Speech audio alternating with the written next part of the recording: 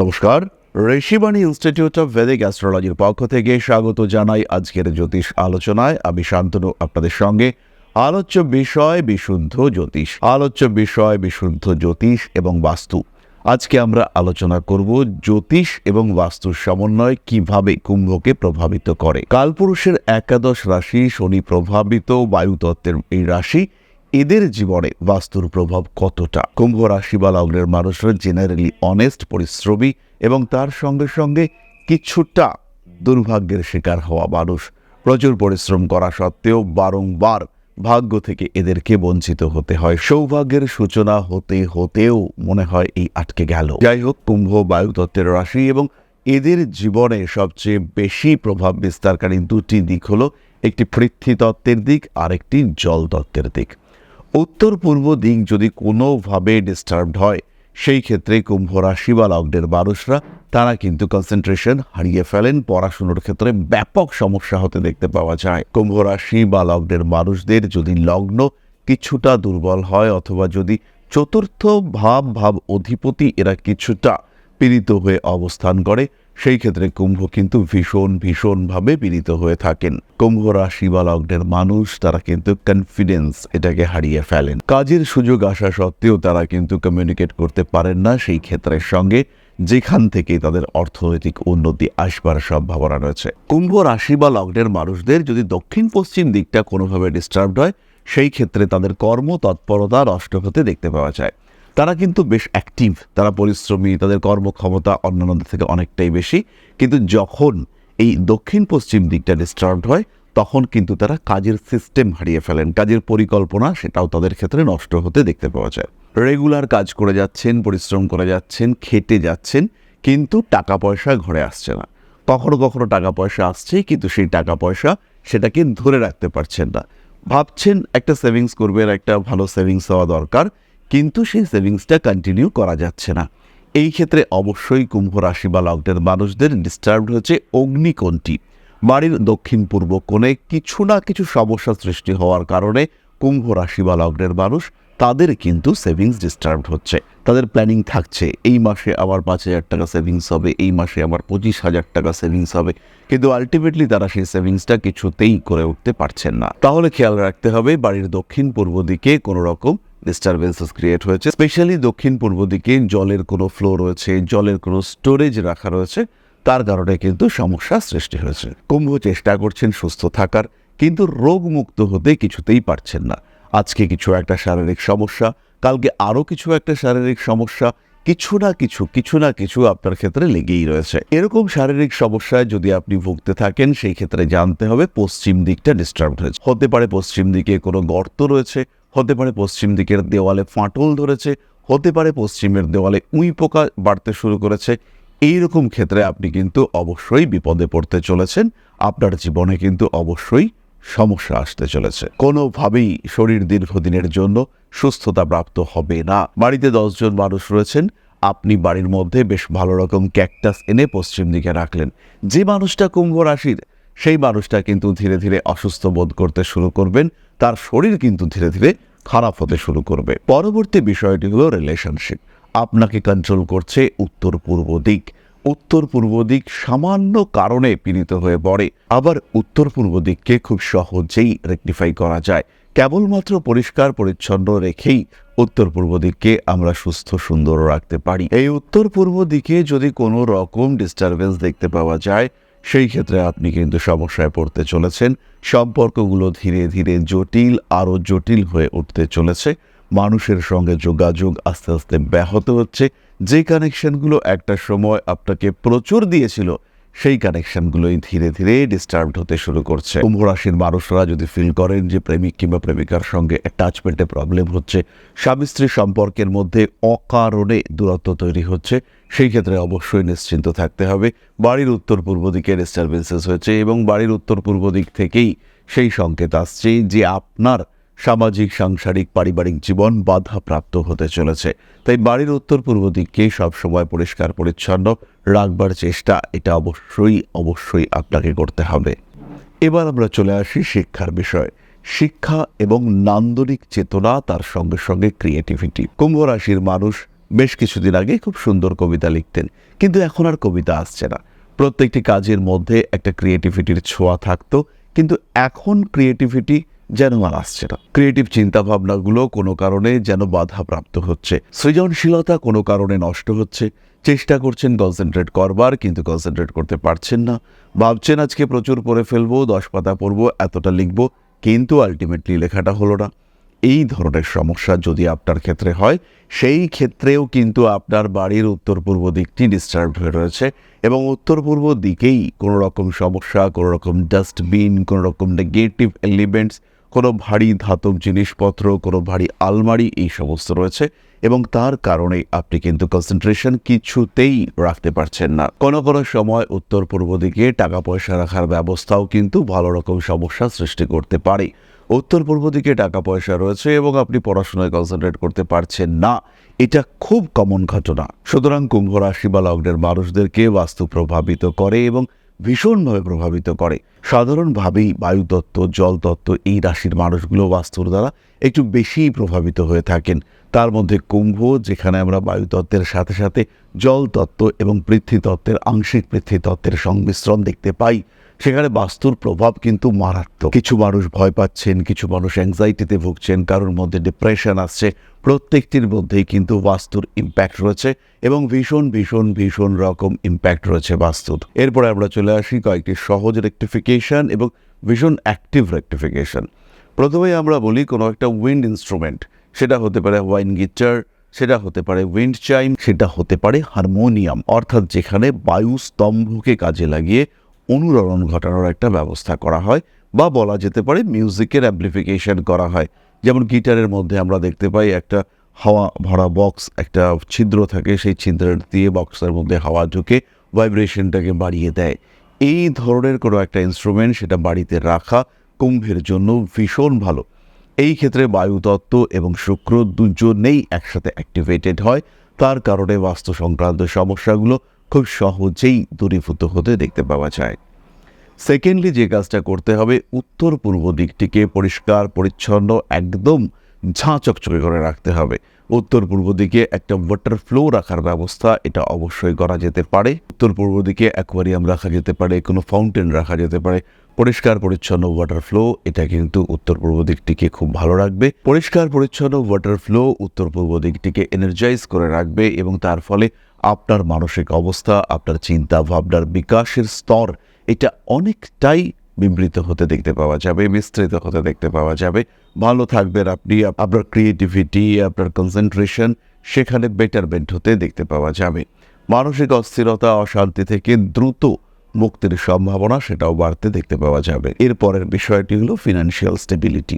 টাকা পয়সা আসছে কিন্তু থাকছে না। বাড়ির পশ্চিম দিক থেকে দক্ষিণ পশ্চিম দিকে অগ্রসর হচ্ছেন, তার মোটামুটি মাঝামাঝি জোনে।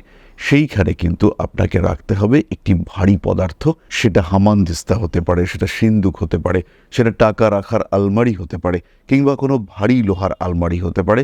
তাহলে কিন্তু আপনার ফিনান্সিয়াল স্টেবিলিটি বাড়তে দেখতে পাওয়া যাবে। সেখানে কোনো একটা কাষ্ঠল বৃক্ষ, একটা গাছ, বেশ মোটা ভারী গাছ, সেটা রাখলেও কিন্তু আপনি অনেকটা রিলিফ পাবেন। এরই সঙ্গে সঙ্গে কুম্ভ রাশি বা লগ্নের মানুষরা উপকৃত হবেন যদি বাড়ির পশ্চিম দিকে সিঁড়ি থাকে। বাড়ির দক্ষিণ পশ্চিম দিকে সিঁড়ি থাকলেও কিন্তু ইম্প্রুভমেন্ট পাওয়া যাবে, কিন্তু খেয়াল রাখতে হবে সিঁড়ির দরজার যে ওপেনিং, সিঁড়ির দরজাটা খুলবে সেটা যেন কোনোভাবেই প্রপার দক্ষিণ পশ্চিম দিকে না খোলে। সেই ক্ষেত্রে কিন্তু আপনি আবার সমস্যায় পড়বেন, শারীরিক দিক থেকে ব্যথা আসবে, শরীরের এনার্জি লেভেল সেটা কিন্তু কমতে দেখতে পাওয়া যাবে, সাকসেস রেট সেটাও কমতে দেখতে পাওয়া যাবে কুম্ভের ক্ষেত্রে। সুতরাং কুম্ভ রাশি বা লগ্নের মানুষদের বাস্তু সমস্যা বা বাস্তুর ইম্প্যাক্ট কি আসতে পারে তাদের জীবনে, সেই সম্পর্কিত একটা ধারণা আমরা পেলাম। খেয়াল রাখতে হবে, আমরা যখনই জ্যোতিষ চর্চা করি তখনই আমরা একটি কথা বলে থাকি, স্থান, কাল, পাত্র। স্থানের উপর নির্ভর করে একটা মানুষের মানসিকতা কেমন থাকবে। শ্মশানে আমাদের একরকম মানসিকতা হয়, আবার যখনই আমরা অবস্থান করি কোনো হিল টপে, পাহাড়ের ওপরে, পাহাড়ের সৌন্দর্য আমাদের মানসিকতাকে চেঞ্জ করে দেয়। পাহাড়ে অস্থিরতা থেকে আমরা বেরিয়ে আসতে পারি, মানসিক দিক থেকে চাপ মুক্ত হতে পারি। সেখানেই শ্মশানে আমাদের মন কিন্তু ভারাক্রান্ত হয়ে যায়। স্পিরিচুয়াল চিন্তা দুটি জায়গাতেই আসে, কিন্তু দুটি জায়গার চিন্তা দুই রকম। একটি স্থানে আসে মোক্ষের চিন্তা, আরেকটি স্থানে আসে আত্মার উৎকর্ষতা বৃদ্ধির চিন্তা। সুতরাং স্থান আমাদের উপরে প্রভাব বিস্তার করে এবং এই স্থান যখন পীড়িত হয় তখন আমাদের চিন্তা ভাবনা, জীবনযাত্রা, অর্থনৈতিক স্থিতি, মানসিক অবস্থা সব পরিবর্তিত হতে দেখতে পাওয়া যায়। তাহলে এবার আমরা চলে আসবো আলোচনার পরবর্তী স্তরে, অর্থাৎ আপনাদের প্রশ্নে জ্যোতিষের উত্তর। তবে তার আগে বলি, জীবনে সমস্যা আসতেই পারে। সেই সমস্যা মানসিক হতে পারে, দৈহিক হতে পারে, পারিবারিক হতে পারে, অর্থনৈতিক হতে পারে, কিন্তু প্রত্যেকটি সমস্যার আমরা সমাধান সূত্র খুঁজে বার করতে পারি। কিছু কিছু সমস্যার ক্ষেত্রে অবশ্যই সমাধান নাও হতে পারে, কিন্তু বেশিরভাগ সমস্যা তার কিন্তু সমাধান সূত্র পাওয়া সম্ভব। নিজের কিছু অভ্যাসগত পরিবর্তন, কিছু প্রতিবিধান, তারা কিন্তু আবার আপনাকে একটা সুস্থ জীবন ফিরিয়ে দিতে পারে, ভালো থাকার রাস্তা দেখাতে পারে। তাই যখন জীবন বেশ কিছু দিক থেকে দ্বিধাগ্রস্ত হয়ে পড়েছে, যখন আপনি রাস্তা খুঁজে পাচ্ছেন না, সেই সময় একটা অ্যাস্ট্রো কনসালটেশন সেটা কিন্তু আপনার দিশারি হয়ে উঠতে পারে, আপনাকে আলোর দিশা দেখাতে পারে, আপনার এগিয়ে চলার পথটি খুঁজে বার করতে সাহায্য করতে পারে। আর ঠিক তাই আমরা কলকাতার সঙ্গে সঙ্গে এখন থাকছি দুর্গাপুর এবং আপনার শহর আগরতলাতেও। যারা জ্যোতিষ সম্পর্কিত যে কোনো আলোচনা করতে চাইছেন, যারা জ্যোতিষ বিচার করাতে চাইছেন, যারা নিজেদের জন্মকুণ্ডলী জাজ করাতে চাইছেন, তাদেরকে আমরা স্বাগত জানাই। তারা অবশ্যই আসুন, তবে তার জন্য প্রেয়ার বুকিং করাতে হবে। বুকিং করে অবশ্যই আসুন। আগরতলায় আমরা থাকছি এই মাসের 25 এবং 26 তারিখ। তাহলে এবার আমরা চলে আসি আপনাদের প্রশ্ন পর্যায়ে, তবে তার আগে ছোট্ট একটি বিষয় আমরা শেয়ার করব। আশা করি পরমপিতার আশীর্বাদে সবাই খুব ভালো আছেন। জীবনে চলার পথে বিভিন্ন সময় বিভিন্ন ক্ষেত্রে আমরা প্রত্যেকেই কিছু না কিছু জনহিতকর কার্য করে থাকি। রাস্তায় যদি একজন মানুষ এসে আমাদের কাছে সাহায্য চায়, আমরা যতটুকু সম্ভব তাকে সাহায্য করবার চেষ্টা করি। কখনো কিছু অর্থের বিনিময়ে, কখনো তাকে কিছু খাদ্য সামগ্রী কিনে দিয়ে, কখনো গাছের জল দিয়ে, কখনো পাড়ার রাস্তার কুকুরটিকে খেতে দিয়ে আমরা সমাজের উন্নতি করবার চেষ্টা করি। আমরা সমাজের প্রতি আমাদের সামাজিক দায়বদ্ধতা পালন করবার চেষ্টা করি, কারণ প্রত্যেকেই আমরা মানুষ, প্রত্যেকের মধ্যেই রয়েছে মনুষ্যত্ব, প্রত্যেকেই আমরা অপরকে সাহায্য করবার জন্য অল্প বিস্তর দায়বদ্ধ। এই ভাবনা নিয়েই অধ্যাত্ম, সেবা এবং প্রকৃতি পূজনের ব্রতী হয়েছে আমরা। আপনাদের সহযোগিতায় গঠন হয়েছে পরম ব্রহ্ম মিলন মঠ ও সেবাশ্রম। দীর্ঘদিন ধরেই, প্রায় বিগত 3 বছর ধরে বিভিন্ন সময়ে, বিভিন্ন অবস্থায়, বিভিন্ন পরিস্থিতিতে মানুষের পাশে গিয়ে আমরা দাঁড়িয়েছি। মানুষের পাশে যতটা সম্ভব সাহায্য করবার চেষ্টা আমরা করেছি আমাদের ক্ষুদ্র সামর্থ্যে। বারংবার আমরা পেয়েছি আপনাদের সাহচর্য, বারংবার আপনারা বাড়িয়ে দিয়েছেন আপনাদের সহযোগিতার হাত। তাই আরও একবার আপনাদের সামনে আজ আমি আবার এসেছি পরবর্তী কর্মসূচিকে বাস্তবায়িত করবার জন্য। বিগত দিনগুলিতে বিভিন্ন সময় আমরা বিভিন্ন ক্ষেত্রে ডোনেশন কর্মসূচি করেছি। আমরা শীতকালে কম্বল বিতরণ করেছি, মোজা চটি বিতরণ করেছি, মশারি বিতরণ করেছি ডেঙ্গুর সময়, করোনার সময় খাদ্য সামগ্রী বিতরণ করেছি আমরা। তার সঙ্গে সঙ্গে ছোট ছোট শিশুদের পড়াশুনো এগিয়ে যাওয়ার জন্য সারা বছরের সমস্ত শিক্ষা উপকরণ আমরা বিতরণ করেছি। তাদের সঙ্গে আমরা সময় কাটিয়েছি। এদের শিক্ষার ক্ষেত্রে যাতে ডেভেলপমেন্ট হয়, তাই বেশ কিছু এলাকায় আমরা সম্পূর্ণ বিনামূল্য কোচিং সেন্টার পরিচালনা করছি। এবং বিশেষ বিষয়টি হলো যে প্রত্যেকটি ক্ষেত্রেই আপনারা কিন্তু প্রত্যক্ষ বা পরোক্ষভাবে আমাদের সঙ্গে আছেন। এই কর্মসূচিগুলিকে সঠিকভাবে এগিয়ে নিয়ে যাওয়ার জন্য এবার প্রয়োজন হয়ে পড়েছে একটি পরিকাঠামো, একটি সুগঠিত আশ্রমের, যেখানে বেশ কিছু মানুষ আশ্রয় পাবে, যেখানে বেশ কিছু বৃদ্ধ বৃদ্ধা তাদের দিনগুলিকে আরেকটু খুশির মধ্যে নিয়ে আসতে পারবেন, যেখানে বেশ কিছু অসহায় শিশু তাদের অভিভাবক খুঁজে পাবে, যেখানে বেশ কিছু নিষ্পাপ প্রাণ বিকশিত হওয়ার সুযোগ পাবে, যেখানে বেশ কিছু নিষ্পাপ প্রাণী তারা তাদের আশ্রয় খুঁজে পাবে। এই আশ্রম পরিকল্পনার জন্য, তার পরিকাঠামো নির্মাণের জন্য আমরা একটি জায়গা সিলেক্ট করেছি। সেই জায়গাটি ক্রয় করবার জন্য প্রয়োজন বিপুল অর্থের, যেটি কেবলমাত্র আমাদের প্রচেষ্টায় সংগ্রহ করা অসম্ভব। তাই আপনাদের প্রত্যেকের কাছে ছোট্ট অনুরোধ, প্রত্যেকেই অল্প অল্প করে এগিয়ে আসুন। প্রত্যেকের বিন্দু বিন্দু অনুদানে একদিন সিন্ধু স্বরূপ গড়ে উঠবে পরম ব্রহ্ম মিলন মঠ ও সেবাশ্রম। আমাদের প্রত্যেকের স্বপ্ন সমাজের জন্য কিছু করে যাওয়ার, সমাজকে উন্নততর পর্যায়ে নিয়ে যাওয়ার। এই যে প্রচেষ্টা, এই যে ইচ্ছে, এই যে উদ্যম, এই উৎসাহ বাস্তবায়িত হবে আপনাদের সহযোগিতার মাধ্যমে। তাই আপনাদের প্রত্যেকের কাছে স্বনির্বন্ধ অনুরোধ, যতটুকু সম্ভব, যতটুকু সামর্থ্য, হতেই পারে অতি ক্ষুদ্র সেই সামর্থ্য, কিন্তু এসে পাশে দাঁড়ান। ইতিমধ্যেই বহু মানুষ তাদের যথাসম্ভব সাহায্যের হাত আমাদের দিকে বাড়িয়েছেন। আমরা তাদের প্রতি কৃতজ্ঞ। আমাদের আন্তরিক ধন্যবাদ আমরা জানাই তাদের প্রতি, এবং আপনাদের কাছেও আমাদের অনুরোধ, আপনারাও একটু একটু করে এগিয়ে আসুন। সবাই যদি অল্প অল্প করে এগিয়ে আসি, তাহলেই কিন্তু বিরাট কোনো স্বপ্ন বাস্তবায়িত হতে পারবে। সকলেই যদি অল্প অল্প করে এগিয়ে আসি, তাহলেই কিন্তু বিরাট এই মহান কর্ম বাস্তবায়িত হতে পারবে। একদিন আমার আপনার প্রত্যেকের স্বপ্ন পরম ব্রহ্ম মিলন মঠ ও সেবাশ্রম আধ্যাত্ম সেবা এবং প্রকৃতি পূজনের এই মহান দায়িত্ব নিয়ে এগিয়ে আসতে পারবে, একটি জায়গা তৈরি করতে সক্ষম হবে। সবাইকে জানাই অগ্রিম ধন্যবাদ এবং শুভেচ্ছা। সবাই খুব ভালো থাকবেন। নমস্কার। তাহলে এবার আপনাদের প্রশ্নে আমরা চলে আসব। প্রশ্ন করেছেন নন্দিনী রুদ্র, 15/12/1990, জন্ম সময় 3:55 শনিবার, বার্থ প্লেস কৃষ্ণনগর। বিয়ে কবে হবে? বিয়ে হলে কেমন হবে? বাবা অসুস্থ, 2 বছর বিছানায় শয্যাশায়ী। বাবা কেমন থাকবে? বাবার নামে একটা জমি আছে, সেটা বিক্রি করবে হবে। মার শরীর ভালো না, মা কেমন থাকবে? প্লিজ বলবেন দাদা। নন্দিনী, প্রথমেই বলি, এই সময় তোমার জন্য ভালো যাচ্ছে না, এবং এতগুলো প্রশ্নের উত্তর ইউটিউবে দেওয়া সত্যি সত্যি মুশকিল। তোমার জন্মকুণ্ডলী অনুযায়ী বিয়ের সময় 2026 সালের শেষ ভাগ, 2027-এর প্রথম দিক। 2027 জানুয়ারিতে তুমি বিয়ের ডেট নিয়ে ভাবতে পারো। এর সঙ্গে সঙ্গেই জবের যোগাযোগ রয়েছে এই বছর থেকেই। বর্তমানে তোমার চাকরি প্রাপ্তির সংযোগ চলছে, এবং চাকরি প্রাপ্তি তোমার ম্যাক্সিমাম সমস্যার সমাধান করবে। এবং এই যে এত স্ট্রেস, অ্যাংজাইটি এর মধ্যে রয়েছে, যেই মাত্র এনগেজমেন্ট বাড়বে, তখনই কিন্তু মানসিক দিক থেকে শান্তি, তৃপ্তি তুমি পাবে, এবং অবশ্যই পাবে। তাহলে আজকের আলোচনা আমরা আর দীর্ঘায়িত করব না। সবাই সুস্থ থাকুন, ভালো থাকুন। মা শ্রী শ্রী আদিশক্তির আশীর্বাদে আপনাদের জীবন আরো আরো আরো সমৃদ্ধ হয়ে উঠুক। জয় মা আদিশক্তি।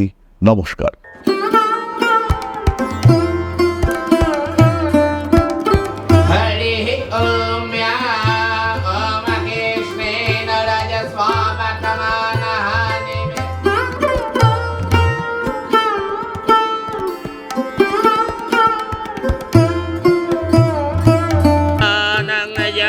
हेतुश्च पयस्नानं विद्युज्वदां ह्रीं ह्रीं ह्रीं हुं हुं सिद्धे सिद्धिं शक्तिदेयं स्वाहा।